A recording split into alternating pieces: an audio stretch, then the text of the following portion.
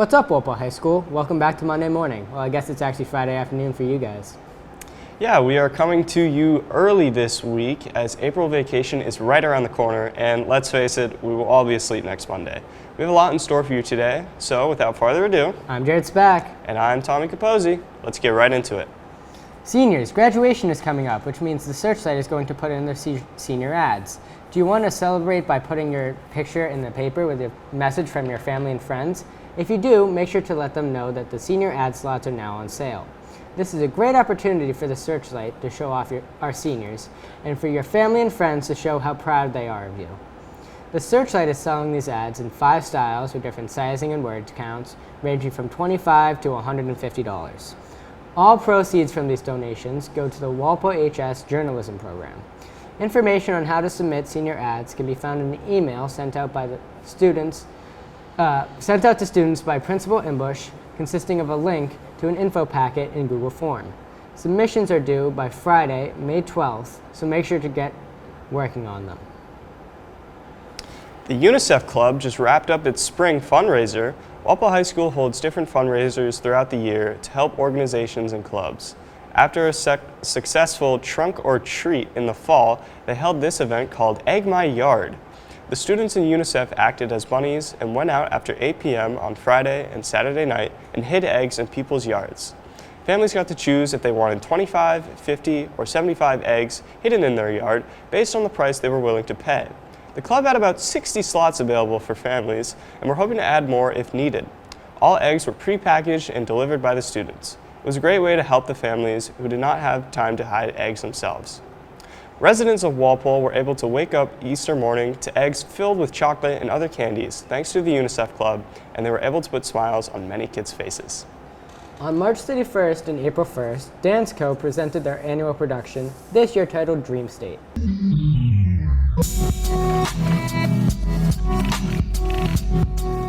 The Walpole High School students worked non-stop all year to perfect that show, the show that would be presented at the high school.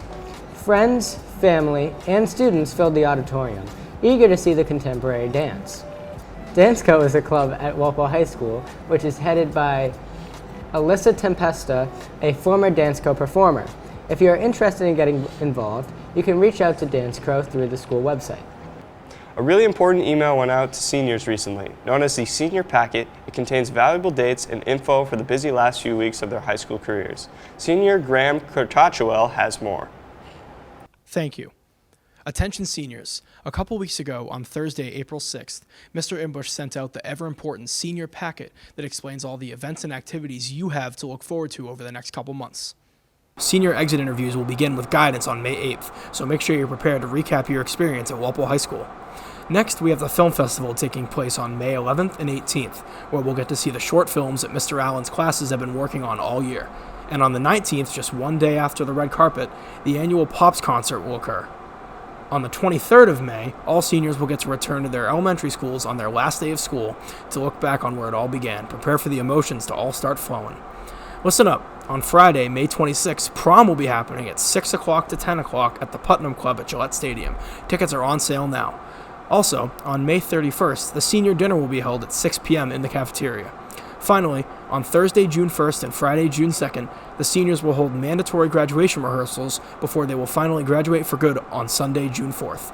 If you have any questions, refer to the Senior Packet in April 6th's e-notes. Reporting with Demetrius Martinez, I'm Graham Kurtachwell for Timber TV. The weather is starting to turn nice again, and everyone, including athletes, are getting back outside. But at the Walpole Mall, there's a place where golf addicts can work on their swing all winter long. Timber TV's Tom Brown and Wilson Syrek have a look at this golfer's getaway. With winter sort of in full swing here in New England, that means golf season is over for most, except for here at X Golf. We spoke with X Golf's general manager, Chris Plish. The way the balls come up, so we step on the green button, and it brings it up on a tee. And then the tee height gets adjusted this way with the up and down arrows. Golf has 100 franchises, and the location here in Walpole makes it the 6th in Massachusetts. Well, the way the franchise works is we do most of our business from, we like to say, the first week before Christmas till St. Patrick's Day, Easter.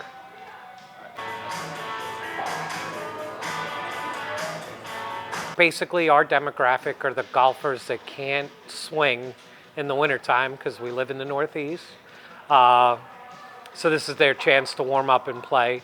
We have a lot of regular customers that just this is the place to escape their wives and children to come hang out with their friends for a while. They want to welcome a wide spectrum of golfers, whether you've never golfed before or you're competitive and looking to play in tournaments.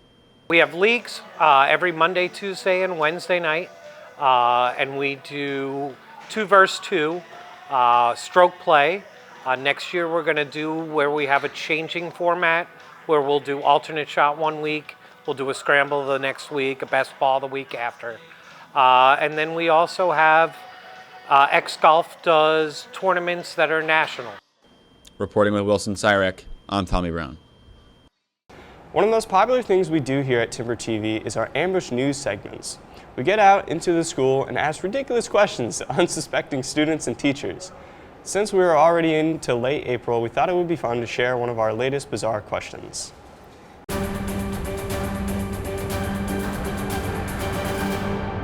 So, hi guys, what's your snap score?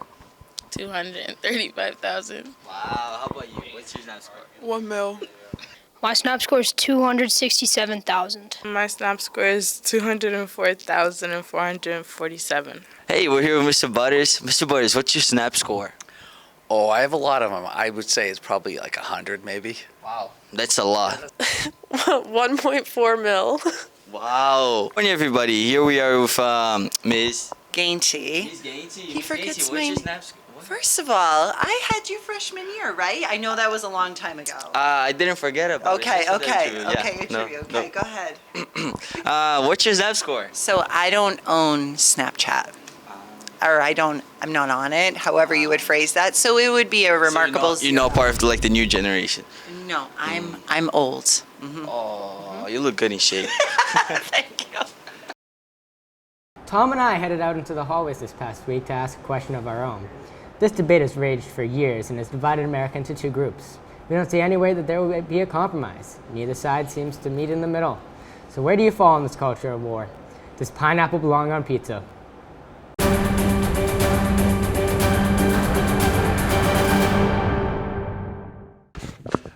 Please, do tell.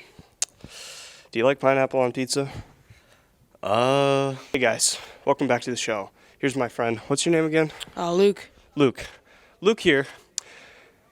Listen, do you like pineapple on pizza? Yeah, I do. Why? What about you? It depends. Okay, it's yes or no. No. Do you like pineapple on pizza?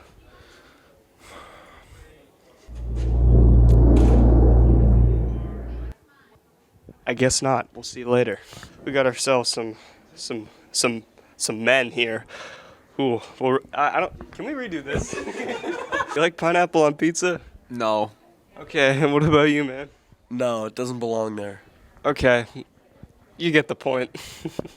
One of the biggest end-of-year activities here at Walpole High is the Film Festival.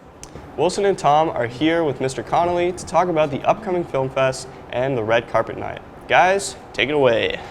All right, thanks, guys. Yeah, we got Mr. Thanks so Connolly much, here guys. today. It's a pleasure having you. How are you doing? Thanks for having me. Love the place. It's great down here. Yeah. Wilson, you want to start us off? So it's kind of like start us off about talking about how Film Fest is going and what you think Film Fest will be this year. So far, Film Festival is doing great. We are approaching all the due dates, which will be starting the week after April break.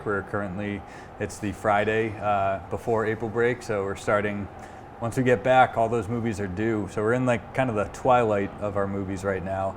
They're all closing up. I think it's going to be a great year. I mean, some of the movies have been pleasant surprises, and they're shaping up to be quite good, in my opinion.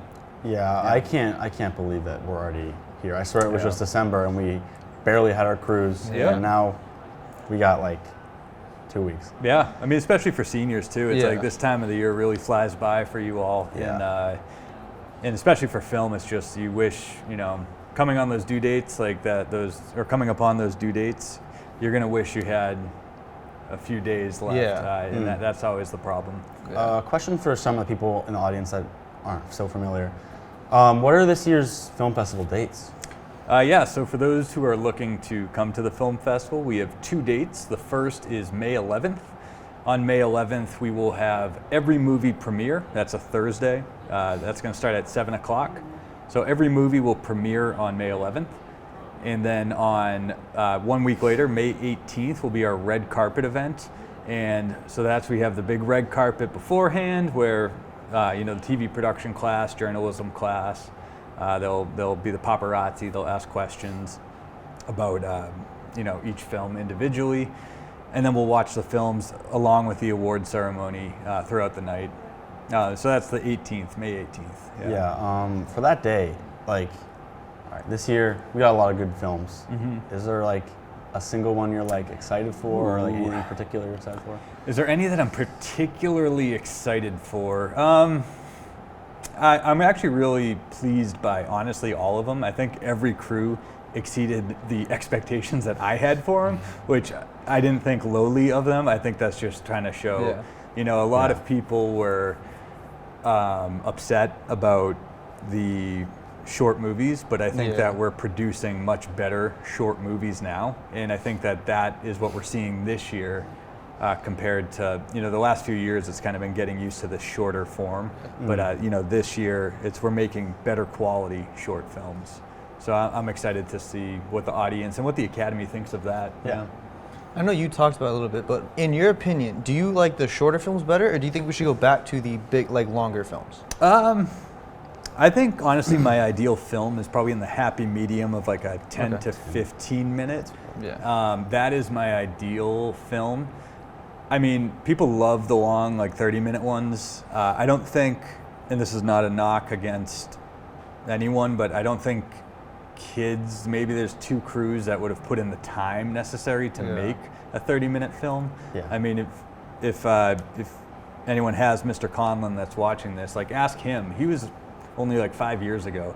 We would be after school until 5, 6, 7 o'clock every day starting in December. And I don't think kids have that commitment / are willing to put that in. And that's not a knock against you guys. You guys are doing a lot. So if we focus, in my opinion, on a better quality, shorter film, a tighter short film that looks incredible.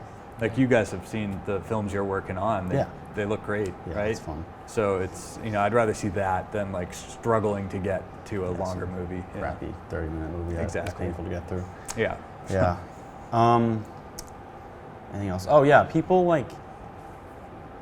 is there any way people can help? Is there do you need help for the film festivals? You prep or red carpet night? Yeah, actually, Mrs. O'Malley is always looking for volunteers for the red carpet night.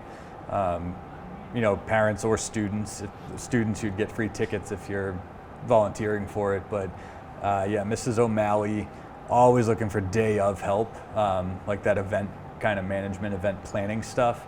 There's so much that goes into it, even just rolling up the carpet or putting out the balloons or making the awards, stuff like that. So we're always looking for help. You can reach out to Mrs. O'Malley, Mr. Allen, or myself. I think that was I think it's all. Thank we you have. for coming on. So Of course, yeah, pleasure. All right. Back to you. Thanks so much, guys. Yeah, so spring sports are in full swing. Right, Jared? Okay, I'm sorry. Let's get out of this and send it over to the sports department. Thanks, guys. We got a packed week for Walpole sports. The Walpole High girls golf team is off to a great start, being 3-0 following the matchup against Brookline on Monday. The Walpole Timberwolf golf team is led by senior Haley McDonald, who has not lost a hole this year in a match play. They will face off against Bishop Fien Thursday over April break. Both girls and boys lacrosse played their second game of the season this past Tuesday. The boys faced Jimmy Kenny and the Needham Rockets and lost with a final score of 8-6.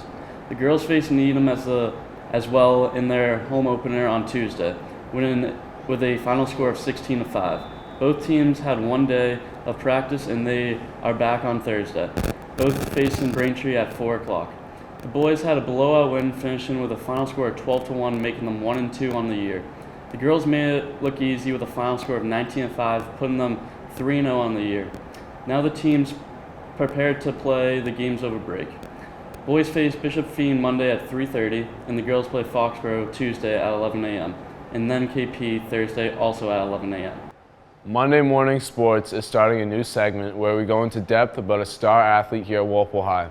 This week's athlete is Jake Prado, shortstop for Walpole High baseball team. We visited Danvers for Walpole's baseball game against St. John's Prep to see for ourselves how good Jake is. Jake impressed us, mustering up 2 walks and a double that was smushed to the outfield. He didn't just impress us at the plate, but in the field, 2 spectacular catches produced 2 great outs for the orange and blue. The boys battled hard but fell to a good St. John's Prep team in this game, but that did not take away from the game our Monday morning athlete of the week, Jake Prado, had. That's all the sports for now. Get in touch with us and let us know what your team is up to. Let's send it back to the desk. As you can probably guess, we are always looking for new things to talk about here on the show. If you have anything to offer, please reach out to us over at timbertvstaff@walpole.k12.ma.us and let us know what you think. We want to make this show the best it can be, and we would love to hear your ideas. And don't forget to subscribe to our YouTube channel, Twitter, and Instagram as well. Looks like that's all we have time for today. So always, I'm Jared.